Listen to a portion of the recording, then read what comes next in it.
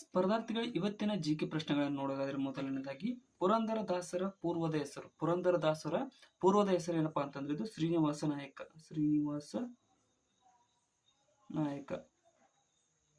So ಎರಡನೇದಾಗಿ ಕನಕದಾಸರ ಪೂರ್ವದ ಹೆಸರು ಏನಪ್ಪಾ ಅಂತಂದ್ರೆ ಇದು ತಿಮ್ಮಪ್ಪ ನಾಯಕ.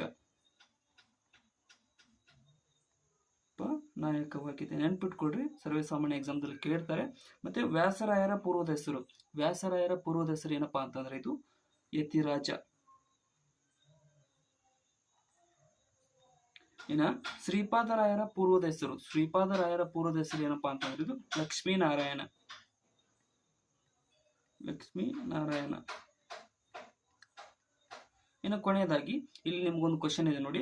ಕರ್ನಾಟಕದಲ್ಲಿ ಪಂಚಾಯತ್ ರಾಜ್ ವಿಶ್ವವಿದ್ಯಾಲಯವು ಎಲ್ಲಿ ಸ್ಥಾಪಿಸಲಾಗಿರುತ್ತೋ ಎಲ್ಲಿ ನೆಲೆಸಿದೆ ಅನ್ನೋದನ್ನ ನೀವು ಕಮೆಂಟ್ ಸೆಕ್ಷನ್ ದಲ್ಲಿ ಕಮೆಂಟ್ ಮಾಡಿ ತಿಳಿಸಿ. ಕರ್ನಾಟಕದ ಪಂಚಾಯತ್ ರಾಜ್ ವಿಶ್ವವಿದ್ಯಾಲಯ